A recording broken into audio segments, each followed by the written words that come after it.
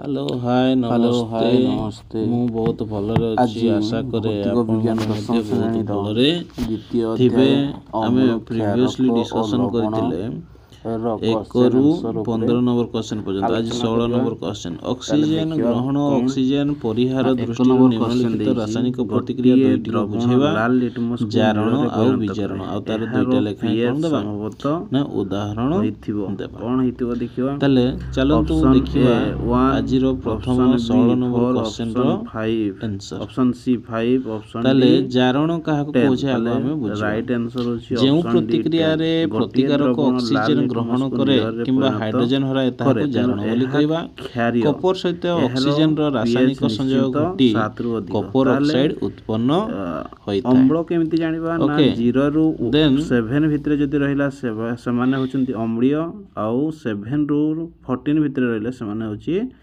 क्षारीय तो ये 10 अछि तो ताको हमें क्षारीय भाव रे नेबा 2 नंबर क्वेश्चन गोटिए द्रवण अंडा एहा चून पानी को दूध खळपा खंडगुड़िक सहित रासायनिक प्रतिक्रिया करी एक गैस उत्पन्न कर दिए यही द्रवणटी अच्छी कौन ना NaCl HCl LiCl KCl सठिक आंसर HCl अंगारकाम्ल चून पानी को दूधिया कर दिए अंडा खड़पा होची CO3 कैल्शियम कार्बोनेट को लेकिन तैयारी होची तो जितेबाला कैल्शियम कार्बोनेट सहित HCl को मिसेवा कैल्शियम क्लोराइड आ वाटर कार्बन डाइऑक्साइड बाहर तेणु द्रवण रे HCl रही। नेक्स्ट देखिबा कौन ना 3 नंबर क्वेश्चन देखिबा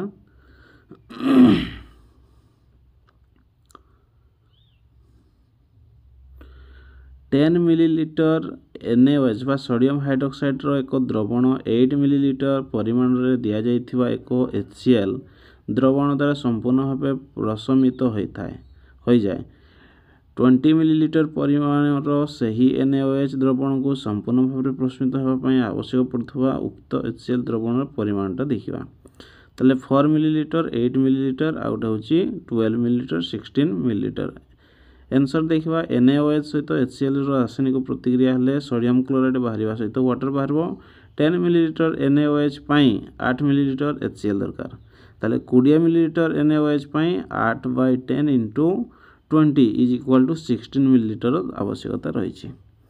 4 नंबर क्वेश्चन निम्नलिखित औषध गुड़िक मध्यरु केउंटी अजीर्ण रोग को चिकित्सा करने व्यवहृत करा जाए ताले एटा तो आखि बंद करके आंसर डायरेक्ट एंटासाइड बा प्रति अम्ल बोली जानिबा हमें।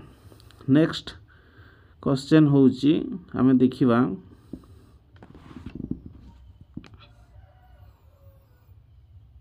5 नंबर क्वेश्चन रासायनिक प्रतिक्रिया पाई शब्द समीकरण एवं तापरे समतुल्य समीकरण लेख जेते बेले लघु सल्फ्यूरिक एसिड माने तार देइची ऑप्शन देइची तो तार को कौन करवा ना शब्द समीकरण देवा प्रथम 1 नंबरटा होची जिंक सहित लघु सल्फ्यूरिक एसिड को रासायनिक प्रतिक्रिया कले जिंक सल्फेट सहित हाइड्रोजन गैस पाइबा ताले जिंक रो होची सिंबल होची Zn बी रे देखिबा नेक्स्ट मैग्नीशियम प्लस लघु हाइड्रोक्लोरिक एसिड सहित रासायनिक प्रतिक्रिया कले मैग्नीशियम क्लोराइड हाइड्रोजन गैस बाहर से परिका जदि बीट सी देखिबा एल्युमिनियम सहित लघु सल्फ्यूरिक एसिड रासायनिक प्रतिक्रिया कले एल्युमिनियम सल्फेट सहित हाइड्रोजन गैस मध्य बाहर Al plus H2SO4 gives Al2SO4 whole 3 plus H2 तापर लुहा गुंड को हाइड्रोक्लोरिक एसिड सहित जदि रासायनिक प्रतिक्रिया करबा फेरिक क्लोराइड सहित हाइड्रोजन गैस मध्य उत्पन्न हेबो।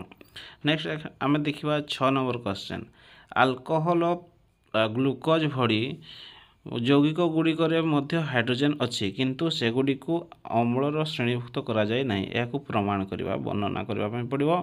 तो परीक्षा होची कौन ना ग्लूकोज यही परीक्षाटी को मु दे दउची तो जहाँ जहाँ प्रोसीजर अच्छी से अनुसार तुम्हें मैंने लिखिदेव।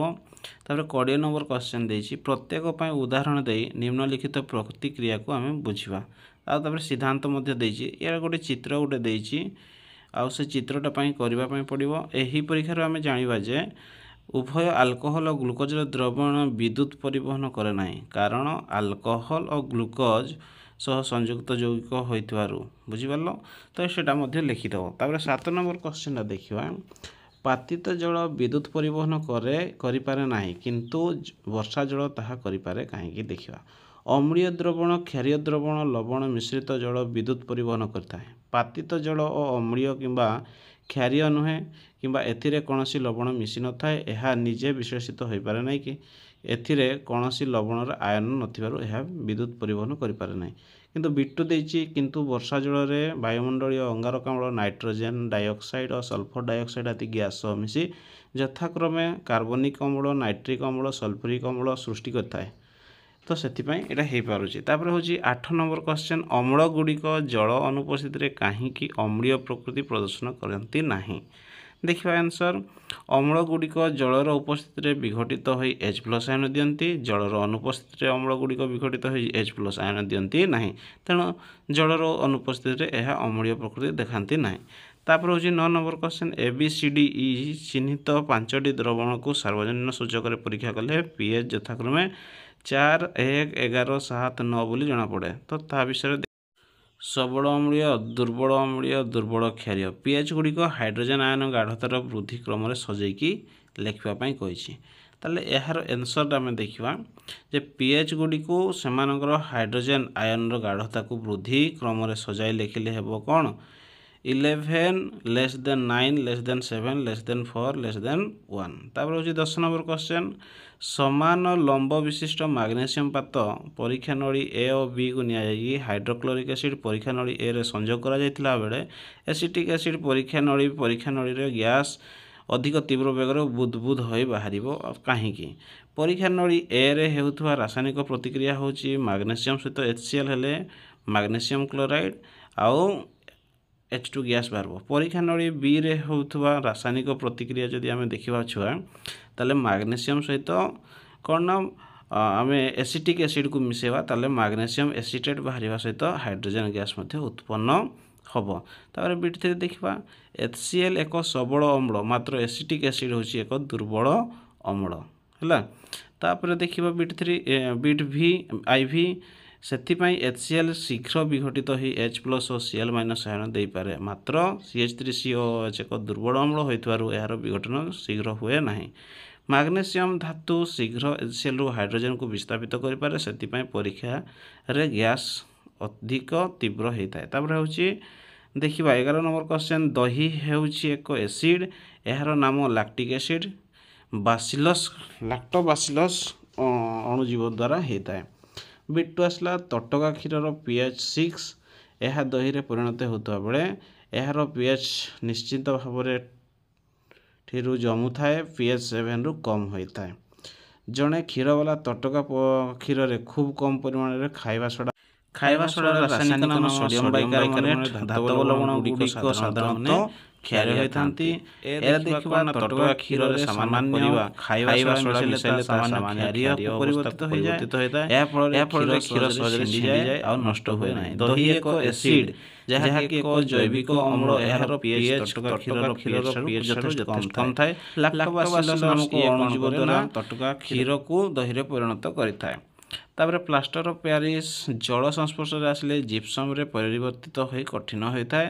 ତା ରିଆକ୍ସନ୍ ଯଦି ଦେଖିବା CaSO4 half H2O plus 3/2 H2O gives CaSO4 .2 H2O। ସେଥିପାଇଁ ପ୍ଲାଷ୍ଟର ଅଫ୍ ପ୍ୟାରିସ୍କୁ ଆର୍ଦ୍ରତା ପ୍ରତିରୋଧ ପାତ୍ରରେ ରଖିବା ଉଚିତ। 14 ନମ୍ବର କ୍ୱେଶ୍ଚନ୍ ପ୍ରଶମନୀକରଣ ରାସାୟନିକ ପ୍ରତିକ୍ରିୟା କ'ଣ ଦୁଇଟି ତାର ଉଦାହରଣ ଦେବା। ଯେଉଁ ପ୍ରତିକ୍ରିୟାରେ ଅମ୍ଳ କ୍ଷାରକ ସହ ପ୍ରତିକ୍ରିୟା କରି ଲବଣ ଆଉ ଜଳ ସୃଷ୍ଟି କରିବ ତାକୁ ପ୍ରଶମନୀକରଣ ବୋଲି କୁହାଯିବ। ତାପରେ ଆମେ ଦେଖିବା ତାଙ୍କ ଭିତରେ ଦୁଇଟା ଉଦାହରଣ ଦେଖିବା ଯେ ସୋଡ଼ିୟମ୍ ହାଇଡ୍ରୋକ୍ସାଇଡ଼୍କୁ ହାଇଡ୍ରୋକ୍ଲୋରିକ୍ ଏସିଡ୍ ସହିତ ରାସାୟନିକ ପ୍ରତିକ୍ରିୟା କଲେ ସୋଡ଼ିୟମ୍ କ୍ଲୋରାଇଡ଼୍ ଆଉ H2O ବାହାରିବ ବା ଜଳ ବାହାରିବ। ତାପରେ ହେଉଛି ପୋଟାସିୟମ୍ ହାଇଡ୍ରୋକ୍ସାଇଡ଼୍ ସହିତ ସଲଫ୍ୟୁରିକ୍ ଏସିଡ୍ସର ରାସାୟନିକ ପ୍ରତିକ୍ରିୟା କଲେ K2SO4 ବାହାରିବା ସହିତ ୱାଟର ମଧ୍ୟ ବାହାରିବ। 15 ନମ୍ବର କ୍ୱେଶ୍ଚନ୍ ଧୋଇବା ସୋଡ଼ା ଓ ଖାଇବା ସୋଡ଼ାର ଦୁଇଟି ଉଦାହରଣ ଦେବା ବ୍ୟବହାର ଦେବା। ଧୋଇବା ସୋଡ଼ାର ବ୍ୟବହାର ହେଉଛି ଜଳର ସ୍ଥାୟୀ ଖରତ୍ୱ ଦୂର କରିବା ପାଇଁ ଏହାକୁ ବ୍ୟବହାର କରାଯାଏ।